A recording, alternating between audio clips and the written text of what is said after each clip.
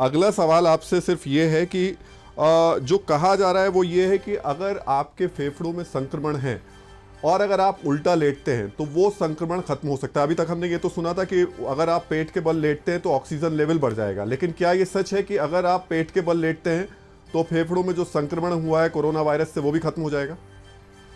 तो इस तरह से समझना चाहिए। पहला पार्ट तो आपने क्लियर कर दिया ऑक्सीजन वाला। दूसरा ये है कि ड्रेनेज एक चीज होती है लंग्स में, क्योंकि एल्वियोलाई खोखले होते हैं, बैलून गुब्बारे की तरह होते हैं। अगर हम किसी गुब्बारे को उल्टा करके छेद की तरफ से रख देंगे तो गुब्बारे के अंदर जो पानी है वो निकल जाएगा।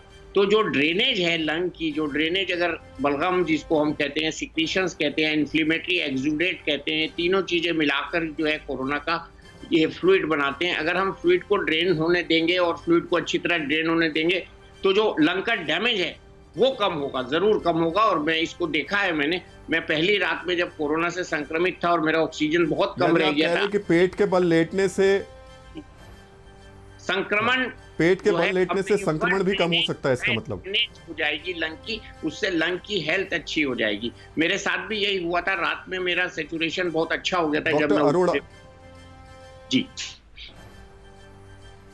जी जी डॉक्टर अरोड़ा, ऐसे में लंग्स के संक्रमण को दूर करने के लिए आयुर्वेद क्या कह रहा है? एक ये रास्ता बताया जा रहा है जो कि सही नहीं दिखाई देता कि पेट के लेटने से संक्रमण दूर हो जाएगा। आयुर्वेद क्या कहता है, संक्रमण कैसे दूर किया जा सकता है? क्या घर पे रह के उपाय किए जा सकते हैं? जी बिल्कुल। देखिए, फिर मैं कहना चाहता हूं कि जो आयुर्वेदिक औषधियां हैं वो प्रूवन ब्रॉड स्पेक्ट्रम एंटीवायरल है। व्हेन वी से ब्रॉड स्पेक्ट्रम, इसका मतलब है कि वायरस का कोई भी वेरिएंट क्यों ना हो, कोई भी म्यूटेंट क्यों ना हो, वहां पर भी हमारी दवाएं काम करती हैं।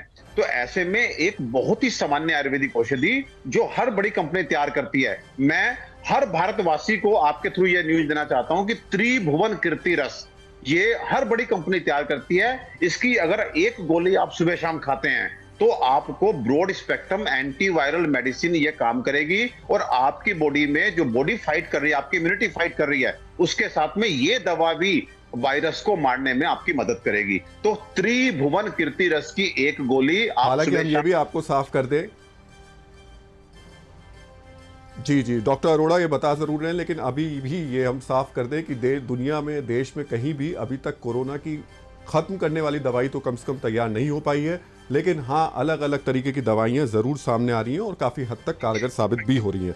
लेकिन अगला सवाल ये है कि क्या जो मोटे लोग हैं, जिनको मोटापा है, उनको कोरोना को हराने में थोड़ी दिक्कत और परेशानी आ रही है? डॉक्टर वली, क्या ऐसा है? आपने देखे हैं ऐसे पेशेंट्स को दिक्कत हो रही है? बिल्कुल बिल्कुल बिल्कुल। जब इसके रिस्क फैक्टर्स बताए जा रहे थे तो हम लोग शुरू में इसको नहीं काउंट कर रहे थे, लेकिन मैंने खुद देखा है कि जो ओबीज पेशेंट है उनको बहुत ज्यादा मुसीबत आ रही है सांस लेने में, ऑक्सीजन सेचुरेशन मेंटेन करने में, रिकवरी में। उनका जो स्प्रेड है सीटी स्कैन में वो बहुत ज्यादा है।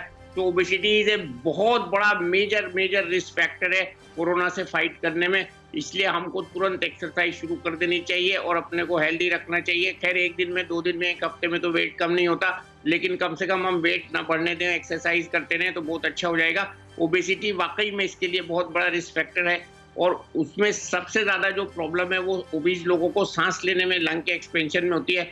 इसलिए ओबेसिटी इसके लिए बहुत ही तो बड़ा इसमें डॉक्टर शिखा शर्मा जरूर मदद करेंगे, मुझे लगता है। डॉक्टर वली, फिक्र आपकी, सोमवार से शुक्रवार रात 9 बजे सिर्फ TV9 भारतवर्ष पर।